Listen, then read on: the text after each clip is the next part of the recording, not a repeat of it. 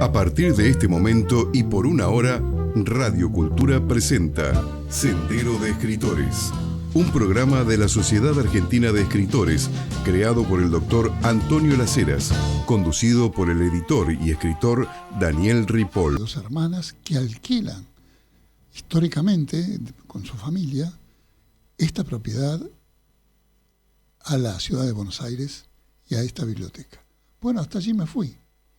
Fui y tuve la suerte de que me conocieran o me reconocieran algunos empleados que estaban ahí. Así que disfruté de una visita VIP, que les agradezco mucho, ya los voy a volver a visitar. Estuvimos hablando obviamente de literatura y, como no podía ser de otro modo, de Borges. Qué maravilla, ¿no? Este oficial de segunda que entró allí a esta biblioteca más o menos en el año 39, a poco de fallecer su padre, llegara luego a dirigir casi durante 15 años o más la Biblioteca Nacional de la República Argentina. Así que bueno, para este señor que asegura que Dios le dio a la vez los libros y la noche, tenía ese destino de biblioteca. Pero yo quiero hablar de las bibliotecas porque tengo mucha afinidad con las bibliotecas, he colaborado mucho y soy asesor ad honorem de la Biblioteca del Congreso y de la Hemeroteca también del Congreso. Tengo más para decir, también esto es una novedad. Borges no entró exactamente en la biblioteca Miguel Canet, sino entró a la hemeroteca de la Biblioteca Miguel Canet a trabajar, que es donde se guardan y archivan las revistas, los periódicos, los diarios y los folletos de distinto tipo, separado de los libros, la hemeroteca. Pues bien, quiero hoy referirme a las bibliotecas, que sobre todo en la función que tienen estas instituciones, porque hoy representan mucho más que un depósito de libros. Para mí son validadoras de cultura. Y por suerte, las bibliotecas de Buenos Aires se están transformando en esto. Justamente en unos días vamos a andar con nuestro grupo de amigos dando una conferencia también en una biblioteca. Es decir, que son centros comunitarios donde la gente se reúne, la gente del barrio generalmente se reúne a dirimir sus cosas y también obviamente a leer libros, llevar y traer. Recuerdo una vez que estuve en Kemi, cerca del Círculo Polar Ártico en Finlandia, un viaje que hice para recorrer las fábricas de papel, país maravilloso en Finlandia, y la biblioteca era el centro del pueblo, un pueblo que está siempre bajo nieve, y esta biblioteca está soterrada. Solamente tiene una pequeña línea de ventanas donde entra la escasa luz del día, y abajo hay de todo. Cine, biblioteca, sala de juegos, es decir, es el centro, el nervio de la comunidad. Pero justamente hoy, apelando a esta historia de bibliotecas que conservan la memoria colectiva y el patrimonio escrito de una sociedad y permiten que siga el diálogo del pasado con el presente, quería mostrarles un video hecho con inteligencia artificial. Lo van a ver a Umberto Eco, porque es sobre Umberto Eco hablando en castellano perfectamente. Pero lo bueno es que lo van a ver en una biblioteca y va a decir qué función tienen los libros en estos presentes digitales y qué función tienen las bibliotecas. Veamos. Los libros no fueron escritos para ser creídos, fueron escritos para ser interpretados. Por eso no temáis a la duda, temed a la certeza arrogante. El ignorante cree que todo tiene una respuesta oculta. El fanático cree que ya la ha encontrado.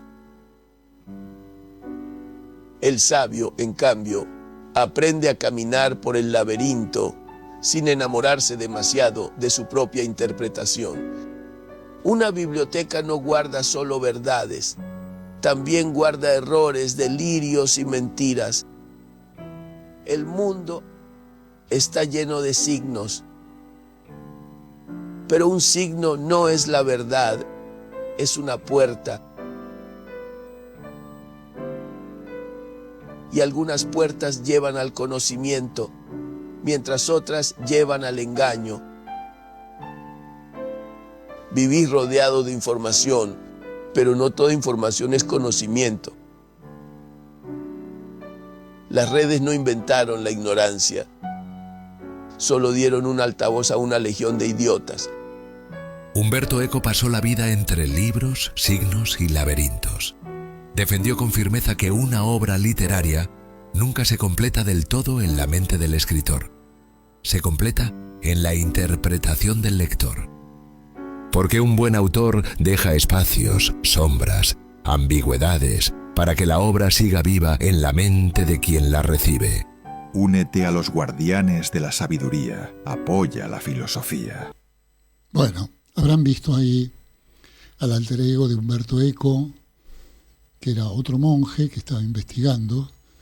Quiero recordarles que en su famosa novela, Umberto Eco habla de un bibliotecario ciego, ¿no?, que llamó Jorge de Burgos, obviamente referido a nuestro querido bibliotecario ciego Jorge Luis Borges, por quien sentía una gran admiración por su conocimiento universal a través de la visita de los libros y sobre todo al intercambio de ideas que están dormidas ahí en los libros y que los lectores activan cada vez que los visitan, al intercambio de ideas que conectan un libro con otro y van formando esa macro red neuronal que es el conocimiento y la sabiduría de la especie humana.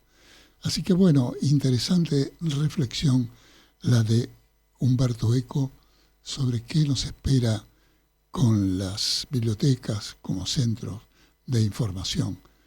Y bueno, vamos a seguir con el programa, veremos si seguimos con las noticias. Hoy tenemos también una invitada que todavía no ha llegado al Zoom, ya la tenemos. Bueno, vamos a ir con nuestra invitada. Ya estamos.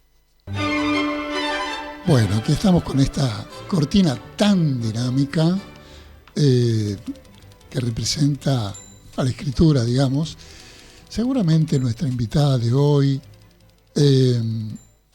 ha escrito con máquinas no electrónicas, ha escrito con ese maravilloso sonido de las máquinas en las redacciones, donde de un día para otro, cuando cambiamos las máquinas analógicas por las digitales, se hizo el silencio en las redacciones. Por eso dicen que los jefes en las redacciones tenían todos mucho mal humor, pero no era exactamente el mal humor. Lo que en realidad era es que todos tenían que gritar fuerte para ser oídos debido a la tromba de tipografías estrellándose contra el papel producto de las máquinas. Bueno, hoy quiero presentar a una autora muy peculiar dentro del panorama literario argentino. Se trata de Magda Tagtachian, que ha escrito La Promesa, esta novela que he leído bastante, y he leído mucho también sobre Armenia y sobre Magda, en realidad. Y siempre me conmovió el genocidio armenio. Hace un tiempo vi una película sobre cómo el ejército turco arrojaba al mar a una procesión que cruzó la tierra, su propia tierra, expulsados, que fueron rescatados malamente por naves francesas e inglesas en las costas del mar a donde los empujaban los turcos. Bueno, el genocidio armenio fue el exterminio sistemático de aproximadamente 1,5 millones de armenios.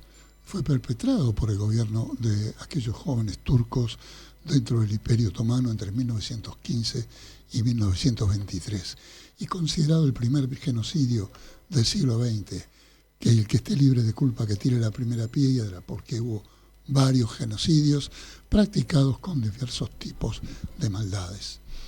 Pero bueno, lo cierto es que Magda Tachan, que es argentina, de una familia armenia, instalada en Buenos Aires, en Argentina, por segunda generación, ha escrito muchos libros sobre Armenia y sobre la realidad de la Armenia de hoy, que es una república independiente, pero que también ha tenido guerras de desmembramiento de su territorio y permanece reclamando al gobierno turco para que reconozca no solamente que ha cometido este exterminio, sino también para que reingrese las tierras que ha ocupado y que todavía le pertenecen, y que a veces alegremente la gente, sobre todo muchos argentinos, viajan allí sin saber que eso es territorio en realidad armenio. Pero ¿quién puede explicar esto mejor que la propia Magda? Hola Magda, ¿estás por ahí para acompañarnos? Sí, hola Daniel, muchas gracias por la invitación a Radio Cultura. ¿Me escuchan bien? ¿Me ven bien? Te vemos muy bien y te escuchamos perfectamente. Bueno, así que en esta noche de invierno, la primera noche de martes de invierno, quiero que nos cuentes un poco tu impronta con Armenia antes de hablar de La Promesa, este libro tan interesante del que Florencia Bonelli, que es una escritora reconocida argentina, dijo que es una historia épica de amor y sanación. ¿Cuánto hay para sanar en la conectividad armenia? Todo, todo. Te agradezco la introducción tan completa que hiciste, tan detallada, tan informada y tan respetuosa. Como vos bien decías, el genocidio armenio fue el primero del siglo XX y la particularidad que tiene este genocidio, a diferencia de los otros, es que no ha sido reconocido por la mayoría de los países en el mundo, mucho menos por el Estado turco, que fue también, o sea, este genocidio, como bien dijiste, entre 1915 y 1923, el Estado de los jóvenes turcos, el Partido de los Jóvenes Turcos en el poder, aquel momento en el Imperio Otomano, perpetró el genocidio, pero la fecha se toma hasta 1923, hasta que, digamos, seguían ocurriendo las matanzas, y en 1923 ya existía la Turquía moderna, la Turquía de hoy, la de Kemal Atatürk, y fue además esa Turquía la que dejó ir a los perpetradores del genocidio armenio. Después no se reconoció, después, como sabemos, ocurrió el Holocausto, pero el Holocausto sí fue reconocido, y acá hay un tema clave que también atraviesa La Promesa. Te contesto tu pregunta y te contesto todo. Bien. Entonces vos me preguntás, ¿cuánto hay para sanar? Todo. Desde el momento en que el pueblo armenio tiene 6.000 años de antigüedad en la tierra, 5.000, 6.000 años de antigüedad, y ocupaba antiguamente el reino de Armenia. La historia de Armenia les recomiendo para los que les gusta leer la historia de la humanidad, es riquísima. Ocupaba en el momento de su mayor apogeo el reino de Armenia. Esto lo cuento para que los que no están informados, para ponerlos en contexto. Es muy interesante que podamos conocer de parte de alguien que conoce la historia y la capacidad cultural del pueblo armenio, que podamos desasnarnos con estas, porque muchos están a favor de, bueno, que los armenios, o lo mismo con los judíos, pero hay que conocer el meollo de las historias para comprenderlas cabalmente y no solamente como un eslogan. Totalmente, es así.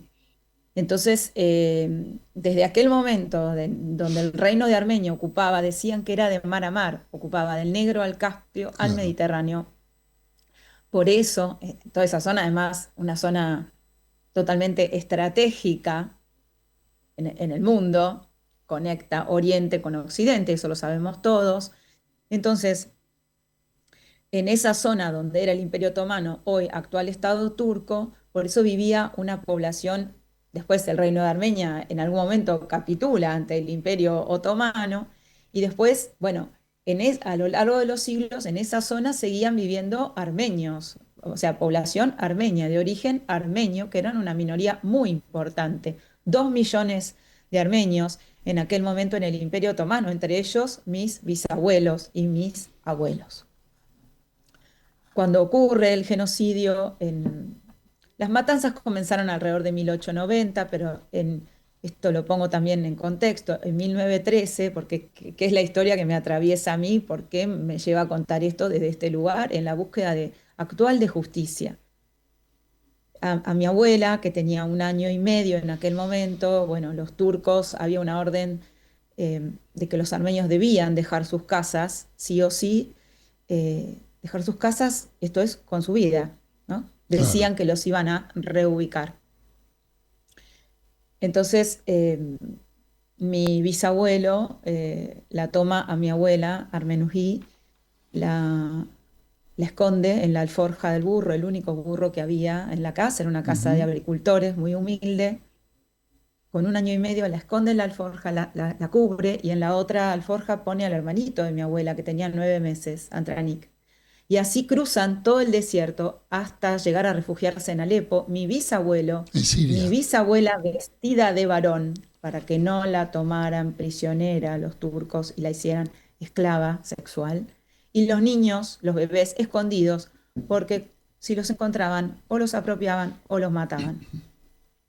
Entonces, así cruzaron el desierto, sin agua y sin comida, hasta llegar a refugiarse a Alepo. Yo esta historia, esta casa, de donde yo te estoy hablando ahora, es la casa donde mi abuela Armenují vivió desde 1937. ¡Qué tradición! Debe tener elementos y recuerdos muy fuertes para tu familia. Todo. Es bueno que estés transmitiendo en este momento públicamente desde este lugar. Por eso lo digo, porque la recuperé el año pasado. Se iba a vender y bueno, esto también es parte del camino de la sanación y de la búsqueda de justicia. Claro.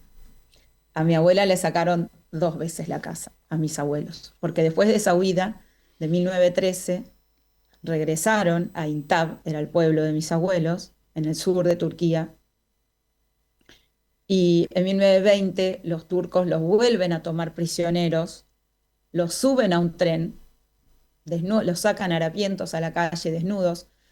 Mi abuela ya tenía 7 años, los suben a un tren que los deportaba al desierto de Deir Zor. En el desierto de Deir Zor, que es donde ocurrieron las caravanas, las famosas caravanas de la muerte. Los armenios los hacían marchar en redondo y morían de inanición en el desierto. Esto es parte de la película que yo vi, que comenté al principio. Sí. Claro, la que vos comentaste es está narrado además en el libro Los 40 días del Musadag, que son los armenios que llegan, que se refugian en el monte Musadag, y los que no pueden, digamos, van al mar y los rescatan las naves francesas. Después los franceses se fueron, Claro, bueno, hay que decirlo también. Es muy interesante. También, pero además los 40 también días los franceses eran colonialistas. Sí, perdón. No, te decía que también los franceses eran colonialistas, y aquel que esté libre de la primera piedra, libre de culpa, que tire la primera piedra, ¿no? Pero continuemos. Digamos, esa zona, después se convirtió en un protectorado francés, un protectorado británico. Por eso mi abuela, la otra abuela, pues yo soy 100% sangre armenia, mis 4 abuelos son sobrevivientes del genocidio. Mi otra abuela, que terminó en un orfanato, hablaba francés, porque a mi otra abuela le mataron a todos sus padres. O sea, en realidad el único que sobrevivió fue su padre, y cuando ella tenía 1 año la dejó en un orfanato en Beirut y se olvidó de mi abuela para siempre. Qué bárbaro. Entonces, del otro lado, mi otra abuela Armenují, te decía que en 1920 la toman los turcos prisioneros, la suben a ese tren que los llevaba a Deir Zor, y entonces ahí ocurre un hecho clave, que es que mi bisabuelo, Euseb de Mirzian, se da cuenta que iban a una muerte segura. En esos trenes viajaban los armenios hacinados, eran trenes para transportar ganado, o sea, no iban cómodamente sentados, ¿no? Estamos de acuerdo en eso, o sea, todos los armenios hacinados, en condiciones infrahumanas, peor que los animales, y entonces mi bisabuelo entiende que va hacia la muerte y descubre un hueco en el piso del vagón.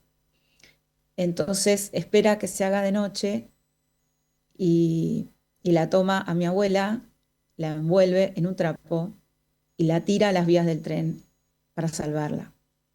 Y después toma al hermanito de mi abuela, Antranik, que tenían 7, 6, así tenía 4 hermanitos, y los va tirando uno a uno, envueltos en trapos, en lo que podían, a las vías del tren, el tren en movimiento de noche. Claro. La tira última a mi bisabuela embarazada de 5 meses y último se arroja a él.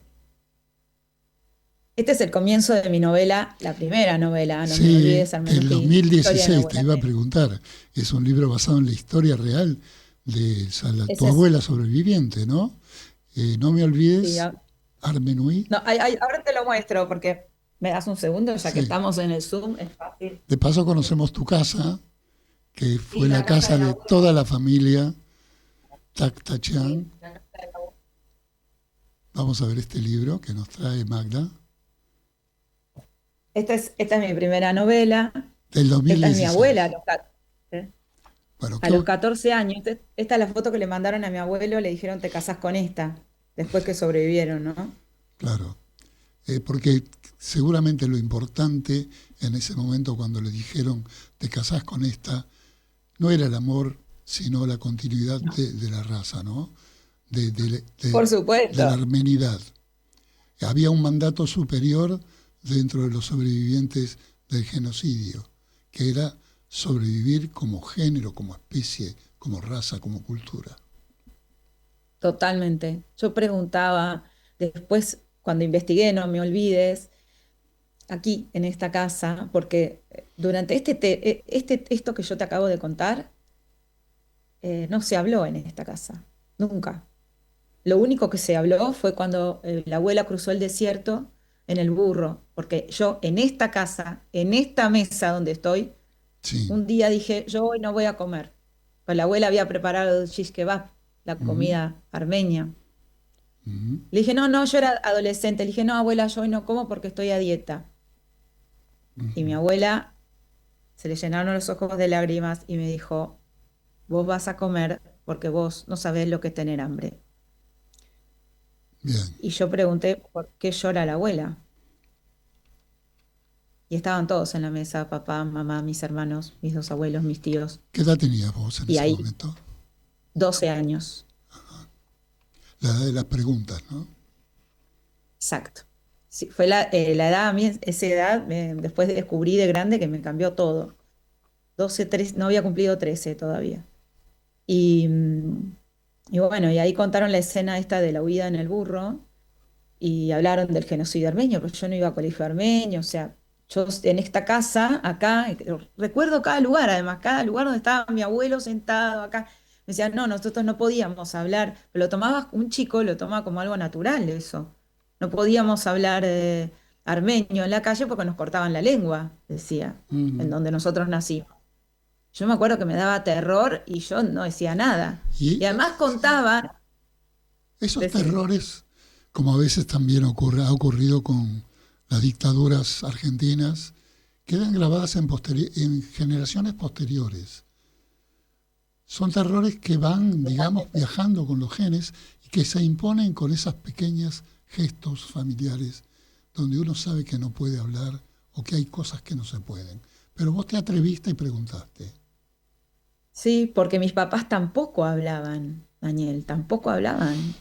O sea, muy poco. Mis padres hablaban, pero de la parte linda, digamos, de la historia, de la cultura. Yo nací, crecí en esta casa donde se respiraba la historia, era una casa melancólica y había una atmósfera rara que yo hoy entiendo, más de 50 años después.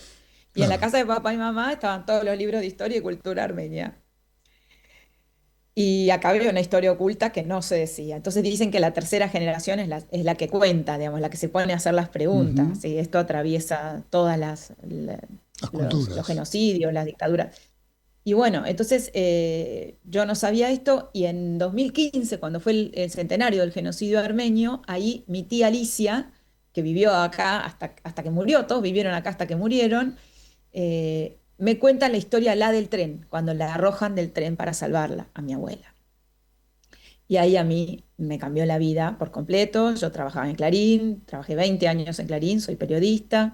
Bueno, y ahí escribí esta primera novela, No me olvides Armenují, es una novela, pero la historia es real. Con toda la historia, digamos, yo investigué a mi propia familia, reunía todas las fuentes, no sabía si iban a poder hablar. Mi abuela ya había muerto hacía 10 años.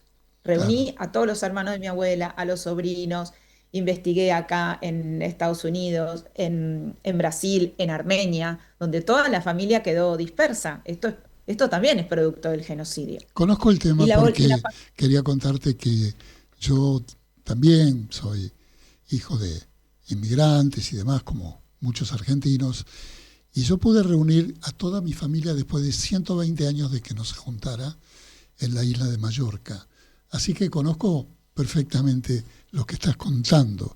Estamos con Magda Tactachan.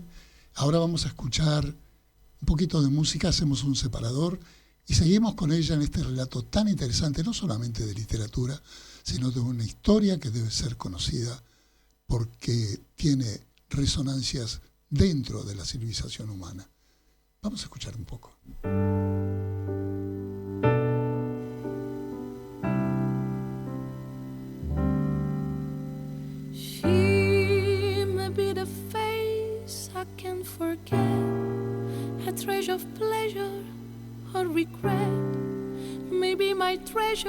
Esta es una linda canción que aparentemente no tiene nada que ver con lo que estamos hablando. Sin embargo, integra la playlist que Magda sugirió para leer algunos tramos de su novela que tenemos acá y también otras que después vamos a escuchar que en realidad se refieren a la música en sí armenia. Pero recuerdo que esta música, o por lo menos a mí, me llevó a algún encuentro que tuviste en un café muy bonito, o que tuviste. Te lo estoy poniendo la protagonista, Alma. La protagonista, pero sospecho que alguna cosa habrá pasado por ahí. Donde describís el café de un modo muy particular y donde se dio una conversación muy interesante, ¿es así? Sí, esa escena, quiero decir que, bueno, este tema que pusiste, que sí, que integra la playlist de La Promesa, y en la versión de Charles Aznavour, que es Aznavourian, por supuesto. Claro. Tiene mucho que ver. Armenio, y ocurre para mí es la escena, una de las escenas donde más lloré cuando escribí La Promesa, porque bueno, sin spoilear, ocurre en un bar que se llama Lumen Café en Yerevan. Ahí está. La Promesa es una novela que está situada en la actualidad. Yo digo que mis novelas son geopolítica romántica contemporánea. Quien lea esta novela no solamente va a leer una novela en el fondo romántica, lo cual para mí no es nada menor, sino que finalmente el romance es el espíritu de la vida, sino además va a aprender geografía, historia y mucho sobre la cultura armenia. Tanto que no solamente hiciste una playlist con este libro, sino que hiciste un glosario también, con todas las palabras que referís tanto sea a gastronomía u otras denominaciones que necesitan ser explicadas, a pesar de que cada vez que estabas escribiendo la novela ponías al lado lo que quería decir de un modo literario. Pero la verdad que ayudó mucho también el glosario. Así que bueno, continuemos un poco con esta historia tan fascinante de la travesía armenia hacia el futuro, diría yo. Te cierro la escena esa porque en ese café, en Lumen Café, está sobre el final de la novela, no voy a spoilear, está sentada la protagonista de la novela, que se llama Alma Parseyan, que es una periodista de origen armenio, que finalmente está radicada en Armenio, y se reencuentra allí con su marido. Y bueno, pasa algo clave, que no puedo decir qué es, pero esta novela también toca, Alma hace un viaje espiritual a Jerusalén, donde hay raíces armenias ancestrales. Sí, porque continúa la novela en Jerusalén. en medio del bloqueo y caída de Artsaj, que es el territorio armenio que se acaba de perder, y por eso esto se une con la primera parte de la conversación, digamos, como el genocidio armenio no fue reconocido, porque ¿por qué estamos pidiendo justicia y que se reconozca? Porque genocidio que no se condena, genocidio que se repite. Artsaj, población históricamente armenia, se perdió en el 2023, 120.000 armenios, de nuevo, como mis abuelos, perdieron su casa, su hogar, su vida, y hoy fue ocupado por Azerbaiyán, con la complicidad de Turquía, con la ayuda de Turquía. Esto también es fue una novela pura, dato puro. Fue una novela tuya también, y no titulada sale en los Artsaj, diarios. ¿no? Artsaj fue una novela tuya también. Novelaste toda esa historia del territorio. Sí. Yo novelé porque yo estuve en Artsaj, en ese territorio 2 veces. Es sumamente interesante la historia de Artsaj. La novela, yo escribí, es una saga romántica, geopolítico-romántica. La primera es Alma Armenia. La segunda es Rojava, que Armenia es en Armenia y en Estados Unidos. Rojava es en el norte de Siria, en Turquía, donde cuento además la historia de los kurdos. Después le sigue Artsaj, que es este territorio, donde cuenta la primera guerra de Artsaj, una de las guerras de Artsaj, hubo 3 guerras, en el 2020. Y esta transcurre en Jerusalén, en Artsaj y en Armenia. En es la promesa. Y allí el que es el marido de la protagonista está en la guerra de Artsaj, ¿no? Se queda atrapado, claro. Él es médico, viaja a Artsaj a ayudar al hospital de Artsaj, y en ese momento que viaja cae el bloqueo azerí. Esto, por supuesto, los hechos son reales, los personajes y las historias son ficción, pero esto le pasó a la gente de verdad que estaba allí. Claro. Entonces él queda atrapado sin poder salir de Artsaj, y en Artsaj no entraban ni medicamentos ni comida. Entonces lo que hicieron los azeríes, las fuerzas de Aliyev, que sigue el régimen de Aliyev, asfixiaron a los armenios hasta que no tenían más que comer.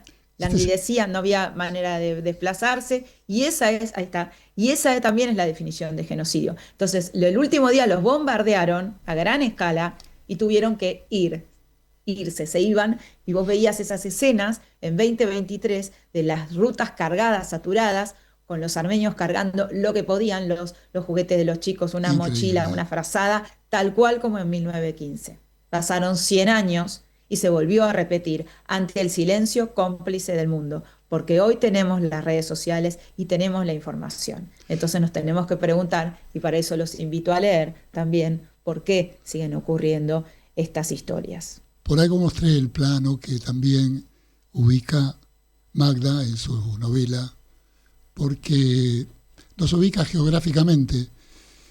Por eso es interesante leer esta novela, que además es una novela romántica. Ella tiene un encuentro con otra persona que revela situaciones de la historia personal de cada uno, que yo creo que de todos modos muchas historias personales están conectadas también por el ambiente político y social de cada generación, ¿no? Ahora veo con Alma Parseyan, la protagonista de esta saga, es una escritora norteamericana, y periodista. Se llama, norteamericana. Nacida en el seno de una familia armenia en Watertown, que es de donde vos viste la película esa, donde hay mucha comunidad armenia, y de allí, bueno, no conoce sus orígenes. Esto transcurre en Alma Armenia, viaja a Armenia, le pasa de todo, se enamora ya, bueno, hay toda una saga que está en realidad, eso es lo que iba a decir, es una saga la que estás escribiendo sobre Armenia, y que me imagino que debe ser valorada por la comunidad, debido a que entras en el ámbito de la literatura, y muchos seguidores, por ejemplo, de la novela romántica. Acá tenés un gran elogio de Florencia Bonelli, porque no deja de ser una novela de corte romántico. Pueden, a lo mejor, siguiendo ese estilo, encontrarte con estas verdades que interpelan no solamente los genocidios armenios, sino también lo que ha pasado con los nazis, con otros genocidios y con todo tipo de inmigración forzada, a veces por la guerra, a veces por el hambre, Y actualmente, además, lo que está ocurriendo claro, en Palestina y en Gaza, eso en también está en la Palestina, en novela. Gaza y en tantos lugares. Entonces, Pero sí, bueno, tengo muchos lectores que no son armenios y que justamente hacen pie en la historia armenia. Ese es mi objetivo. Mis novelas están escritas para la comunidad armenia, pero sobre todo para los que no son armenios. Y Flores, una amiga muy generosa, a quien conocí haciéndole una entrevista justamente para Clarín. Y bueno, sí, leyó la novela y me hizo este regalo hermoso. Ella es la madrina de la novela, de La Promesa, publicada por Planeta, quiero decir, sí. hace unos meses. Bueno, Magda, yo la verdad que quisiera hablar muchísimo contigo. Me resultó tan interesante la novela que no he terminado todavía, lo haré después. Pero bueno, me interesó por el hecho de este disparador que tuve con la película que vi sobre Armenia, además de conocer la situación, pero me llevó a conocerla de un modo muy llevadero, por decirlo de alguna forma, que me hizo sentirme como a favor de la historia, ¿no? Así que espero que a otros lectores también le pueda pasar lo mismo, y no solamente de la comunidad armenia, sino que a todos los argentinos o de cualquier nacionalidad que quieran conocer esta historia, que por eso dije que está hacia el futuro, porque esta puerta no está cerrada todavía, ni está herida todavía. Así que bueno. Seguimos construyendo memoria desde las novelas. Esta es La Promesa, mi última novela, me gusta mostrarla también junto con vos, gracias.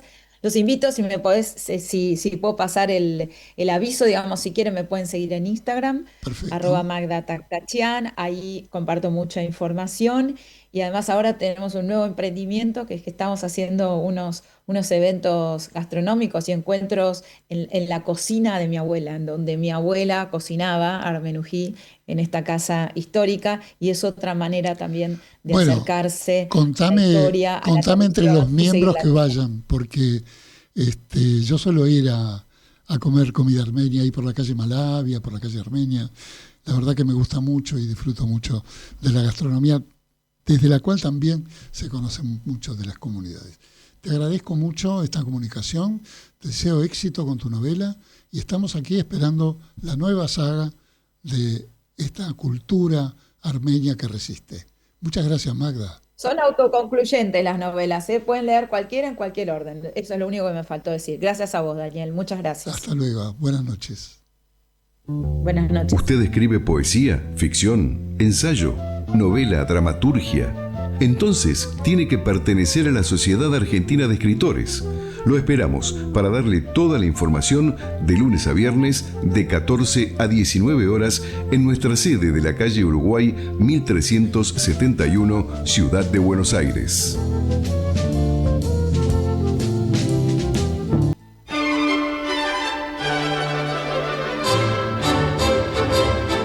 Mundo Literario. Una mirada veloz por las últimas novedades ocurridas en el mundo de las letras. Bueno, sigamos con esta noche tan fría de Buenos Aires, con la tradicional música que nos acompaña y con la breve síntesis de noticias que solemos dar aquí en este estudio de Radio Cultura. Quiero decirles que en el día de mañana se presenta el nuevo libro de Antonio Las Heras, ¿Qué hay detrás de los ovnis? Precisamente este miércoles 24 de junio, fecha que desde hace décadas es llamada también Día Mundial del Fenómeno OVNI, por haber sido un 24 de junio, en este caso en 1947, cuando el aviador civil Kenneth Arnold observó sobre el monte Rainier, en Estados Unidos, una flotilla de objetos de origen desconocido.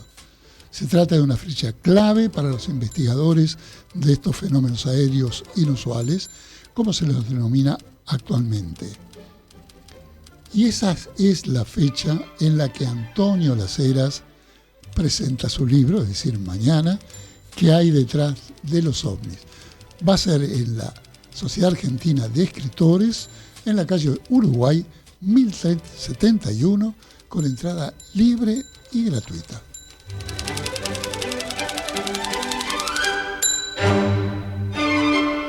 Bueno, quiero decirles que un escritor argentino, una vez más, ha sido condecorado en Francia.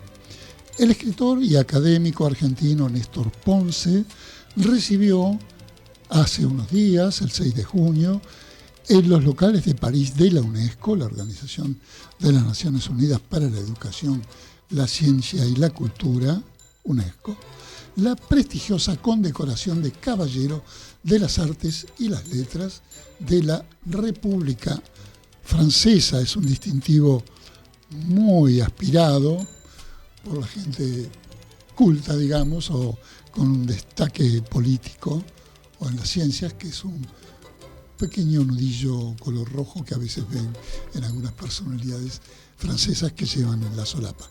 Bueno, esta condecoración fue entregada por el embajador argentino en la UNESCO, y el célebre pianista y militante por los derechos humanos Miguel Ángel Estrella también lo hizo en una emotiva ceremonia en presencia de la nueva embajadora argentina en Francia, María del Carmen Esquef, y allí Ponce, que nació en La Plata, Argentina, en 1995 y se exilió en Francia en 1979, como lamentablemente el que suscribe, se quedó a vivir. Yo volví y ahora estoy acá, pero Ponce se quedó allá.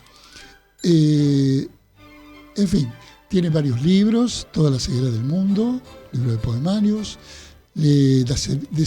Desapariencias no engañan, La palabra sin límites, y varios ensayos sobre literatura y cultura internacional que le valieron este premio de la Académie Française, otorgado en la sede de la UNESCO.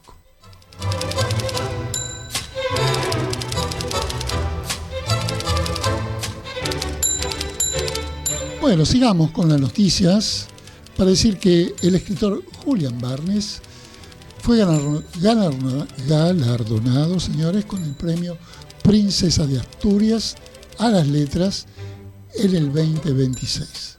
Efectivamente, la obra de Barnes, que entre otras cosas también es un gran admirador de Jorge Luis Borges, relabora con mirada europeísta la historia de la literatura, el arte, la música e incluso la gastronomía, hasta alcanzar un estilo único que lo singulariza dentro de una generación de escritores británicos especialmente brillantes que ha marcado la historia de la literatura contemporánea. Esto que acabo de decir es lo que aseguró que tenía la obra de Christian Barnes para el jurado, que le distinguió con el premio Princesa de Asturias.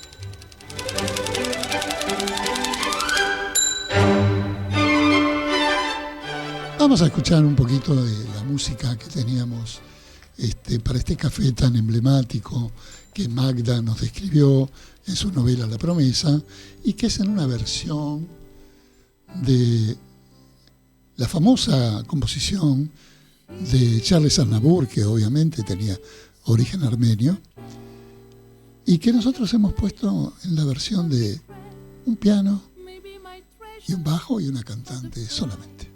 Ya volvemos. She may be the song that summer sings, maybe the chill the autumn brings, maybe 100 different things within the measure of a day. She may be the beauty or the beast, maybe the famine or the feast, may turn each day into a heaven or a hell. She may be the mirror of my dreams, as my reflected in a stream. She may not be what she may seem inside her shell. She always seems so. Bueno, como les dije, esta canción del armenio Aznavour cuenta una historia de amor, así como también este libro de Magda la cuenta a través de sus páginas. Es un libro de 400 páginas, pero me llamó la atención de esta novela que el personaje, que se parece mucho a Magda, pero se llama Alma y nació en Estados Unidos, también es periodista, esgrima una frase que ahora comprendo después de escucharla a ella personalmente, ya que dijo que la protagonista decía, estando en Armenia, que ella quería ser una armenia de Armenia, no una armenia que provenía de Occidente. Y ahora entiendo, por esta pasión que ha puesto Magda en toda su saga de novelas, y particularmente en La Promesa, que es la novela que conozco, aquella vocación, como la tienen los gallegos también, que tanto quieren a Galicia a través de las instituciones, y así como yo, que particularmente pude reunir a mi familia después de 120 años de una diáspora que nos llevó algunos a Francia, otros a la Argentina y otros afuera de la isla de Mallorca, esa pasión por una tierra que uno no conoce, pero que sin embargo tiene la fuerza de la sangre, de la genética geográfica, por decir de algún modo, y que siempre me ocurre también con Mallorca. Así que le deparo a Magda una buena vida literaria a través de esta afirmación de que quería ser una armenia de Armenia y no solamente una Armenia occidental. También se nota en esta novela la intencionalidad del personaje, que viene de otras historias, para hacer conocer la realidad política de Armenia, cosa que nos ha refrendado ahora durante la entrevista. Y bueno, yo recordé en su momento que muchos turistas van a una zona idílica de Turquía, que es Capadocia, que también debería ser territorio armenio, y la gente allí, bueno, en globo, en fin, es muy bonito todo eso. Yo he volado en globo también como Borges, pero no ahí, sino también en la isla de Mallorca, donde la verdad no era tan turístico porque tuve que colaborar en el inflado del globo. Imagínense el susto que tenía cuando subí. Pero fue todo muy bien, sin embargo. Pero quería decir que muchas veces el mundo turístico se desplaza sobre los territorios sin saber qué hay debajo de la tierra, ¿no? Uno ve paisajes y no ve historias. Y bueno, también quería decirles que esta novela, que tanto conecta la historia, tiene, como dije, una playlist, que es un recurso muy nuevo dentro de la literatura, que simplemente es un listado de canciones que cada autor pondrá a su gusto sobre cada libro que escribe, y que además se puede deducir a través de un QR que figura en los libros y te lleva directamente a la canción que ha escuchado ese autor, o que ese autor prefiere que vos escuches cuando lo ves. Pero bueno, quiero pasar a otra cosa. Este libro de Roxana Rau, Cartas de Malvinas, una historia de amor. ¿Cuántas historias de amor? Y a veces sobre la piel de la guerra, sobre la piel de la violencia. Bueno, esta es una historia de amor que han concluido muy bien. Es la historia de una joven argentina que escribió una carta, porque en ese momento se promovía que durante la guerra le escribieran cartas, y él la escribió y alguien le respondió y terminaron muy felices en esta historia. Volviendo a La Promesa, quiero despedirme con una música armenia, que es un éxito que también está en el playlist y que se refiere a la novela La Promesa. Es un tema muy, muy histriónico, muy particular, que se llama Shakarak, que quiere decir azúcar en Armenia, y que lo vamos a dejar en homenaje a todos los armenios argentinos que están tan bien insertados en esta comunidad. Buenas noches, nos vemos el próximo martes. Shakare, shakare, shakare, petare nore rindi manam. Shakare, shakare, shakare, petare di hamanchi manam. Shakare, shakare, shakare, petare nore rindi manam. Shakare, shakare, shakare, pet nam rodem kamoranda.